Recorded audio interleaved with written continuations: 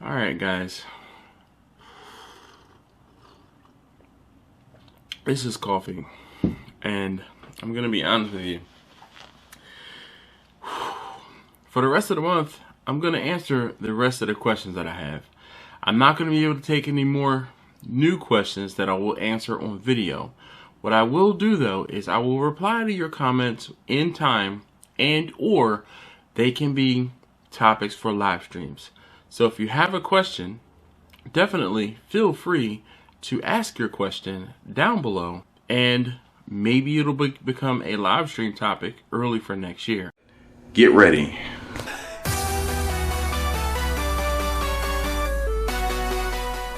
All right, welcome back. Don't worry, it's just coffee. It's too cold to be outside drinking, so I had to return to in the house. Anyway, today's question comes from Thomas Patterson. Thomas says, I think I saw it before, but could you talk about mailing barbecue?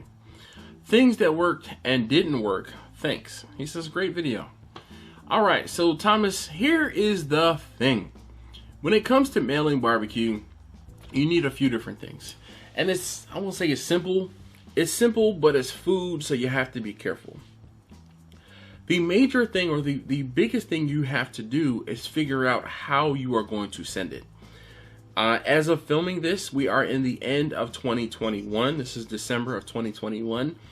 And our, I won't say infrastructure, but the mailing system, shipping in general, is not as reliable, or is not what it used to be. I used to be able to send food via next day air from the Postal Service. So the United States Postal Service, so USPS, that was the most effective and most efficient fiscally, so it was the cheapest way to send food. That is not reliable any longer. That is not an option any longer. I have not priced sending food like today with FedEx and UPS, because when I did the initial contacting places to see how much it was going to cost, those means of transportation, those means of shipping were just astronomically expensive. That was why I went with the Postal Service. But in this day and age, with the Postal Service being as lackluster as it is, that is no longer an option.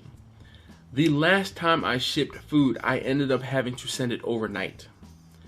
The shipping itself cost more than the bill would have been for the customer's food. I'm going to say it again to let that sink in. The shipping alone cost more than the customer's bill for the food. I haven't shipped anything in quite a while.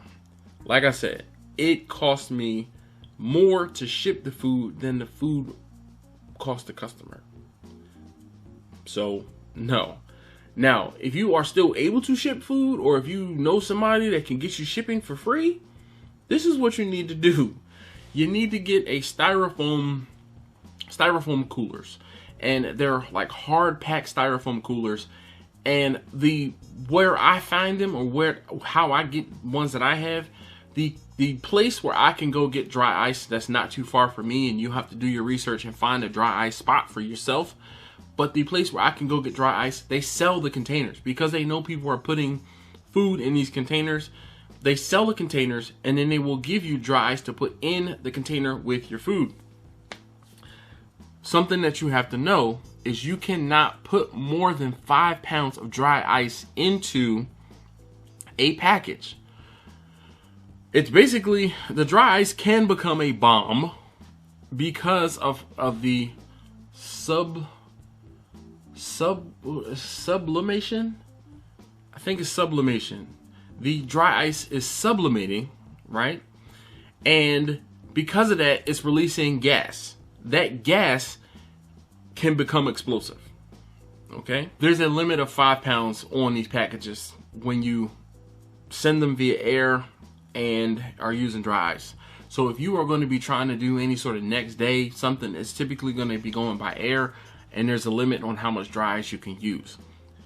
You can use, or possibly can use, ice packs, but those ice packs add weight. The dry ice is typically more effective, more efficient, and it won't necessarily last longer, but it's lighter. The more of those ice packs or frozen packs or freezer packs that you have to use is more weight. And the higher the weight, the higher the costs. So this is a very thin edge, finite thing, shipping food. Is it something that can be done? Yes. Is this something that you might want to hold off on for the moment? Yes. It just might not be the right time to ship food. Now, again, if you have something, or if you're shipping something that's not perishable or can just be refrigerated, I would definitely recommend shipping it, obviously, during the winter when it's not as hot. I know there are certain people or places or companies that only ship food between like November and March, or November and April, because it's cooler and they don't have to worry about their packages sitting on a loading dock somewhere in 150-degree heat. One of the other things too, I will warn you, as a rule, I only ship food on Mondays. Only ship food on Mondays, so that if there was a delay, if there was a problem, the problem wouldn't be that food will be sitting on a loading dock over the weekend. So that's another thing that you have to keep in mind.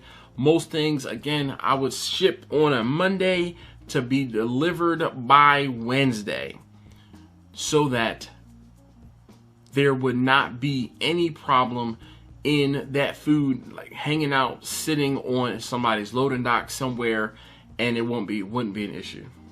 All right. So thank you, Thomas, for asking a very good question. I really appreciate you taking the time and ask about that. If you haven't seen that past video, I'll put it there where I talk about it. And actually I have a few videos talking about shipping. So feel free to check those out. Thank you guys so very much, as always, for watching. If you have not already, please do subscribe. I'd greatly appreciate it if you did. Please make sure to hit the thumbs up button, hit the notification bell down below, and tell a friend, could you, please? And thank you. So look, guys, thank you so very much again. We are coming to the end of the month. Man, oh man, oh man. It's gonna happen. I'm dreading having to edit all of these videos I'm filming right now. But that's neither here nor there. So thank you guys again. I'll see you guys next time. More butter, baby.